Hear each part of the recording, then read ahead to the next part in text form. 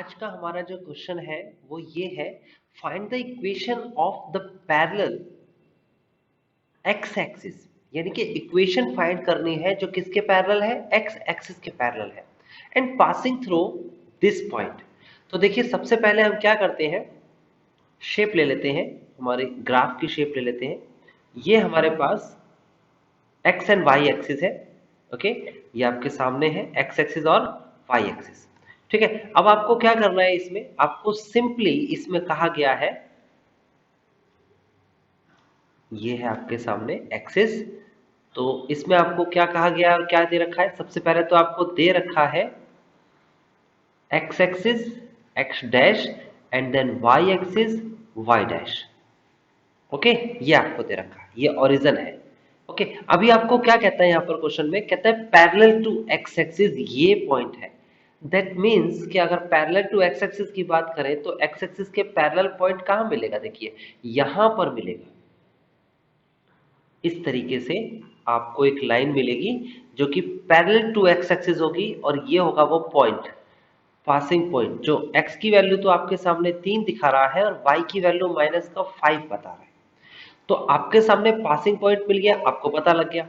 आपको पता है एक्स एक्सिस पर स्लोप क्या होता है, स्लोप आपको मैंने बताया था, इसके लिए स्लोप का इंट्रोडक्शन आपको देखना है, वो भी डिस्क्रिप्शन पे मिलेगा आपको। तो आपको स्लोप जो है एक्स एक्सिस का पता है क्या होता है, जीरो तो parallel to x axis, that means वो लाइन जो एक्स एक्सिस की तरह ही है उसका ढलान भी एक्स एक्सिस की तरह ही है, तो पैरेलल टू एक्स एक्सिस में भी स्लोप जो है वो होगा आपके पास जीरो। अब इसकी इक्वेशन निकालनी है, पासिंग पॉइंट है हमारे पास, स्लोप है हमारे पास। तो याद करिए इससे पिछला टाइप जो हमने किया था, देखिए कैसे करना है क्वेश्चन। सबसे पहले आपको लिखना है given passing point and then passing point दे रखा है 3 माइनस का 5। ओके, यहां पर x1 की वैल्यू है 3 एंड y1 की वैल्यू है -5। नाउ अकॉर्डिंग टू क्वेश्चन, अगर हम क्वेश्चन के अकॉर्डिंग चले तो यहां पर रिक्वायर्ड इक्वेशन जो हमारी होगी is parallel to x axis. अब रिक्वायर्ड इक्वेशन कौन सी है, देखिए ये इक्वेशन जो आपके सामने दिख रही है ना, ये वाली इक्वेशन, इस वाली इक्वेशन को ही हम रिक्वायर्ड इक्वेशन बोलते हैं, याद रखना। जिसकी हमें रिक्वायरमेंट है, जिसकी इक्वेशन हमें निकालनी है, ये वो रिक्वायर्ड लाइन है, ये पैरेलल है एक्स एक्सिस के। तो इसका मतलब हम यहां लिखेंगे hence slope of line is equal to slope of x axis, x axis के स्लोप के बराबर होगा। और एक्स एक्सिस का स्लोप क्या, ये मैंने आपको अभी बताया। तो स्लोप ऑफ लाइन, जिसे हम m से डिनोट कर सकते हैं, इज इक्वल टू जीरो, क्योंकि एक्स एक्सिस का स्लोप जीरो होता है। अब हमारे पास पासिंग पॉइंट भी है, हमारे पास स्लोप भी है, देन बिल्कुल सिंपल से आपको शब्दों में लिखना है, we know that equation of line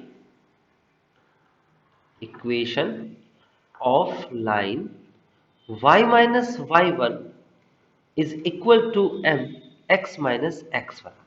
now y1 x1 और m इन तीनों की वैल्यूज आपके सामने है।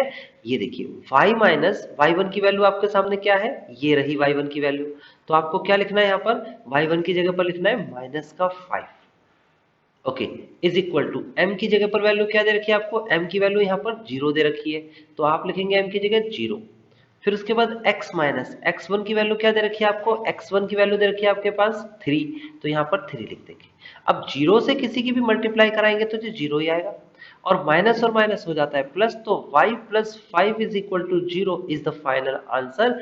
This is the equation of line and then passing through 3 minus 5, passing through 3 minus 5 and parallel to x axis।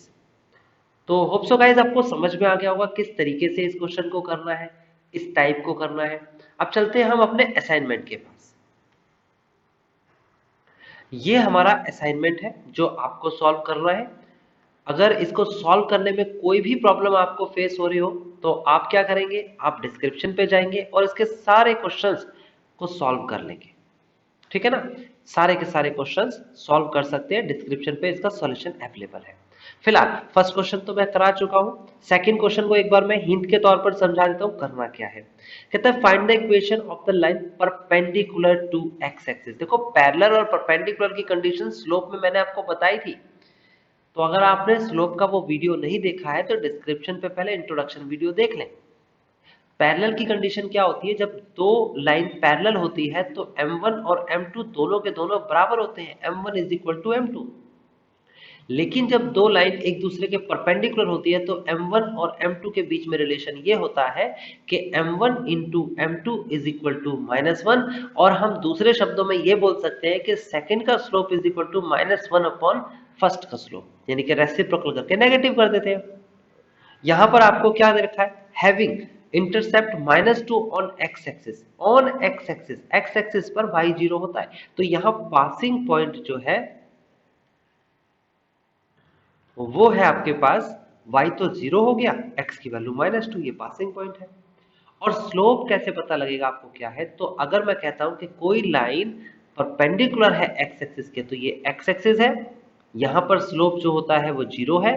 Perpendicular का मतलब हो गया इस तरीके से लाइन बनी है, और अगर इस तरीके से बनी है तो स्लोप हो जाएगा -1/0।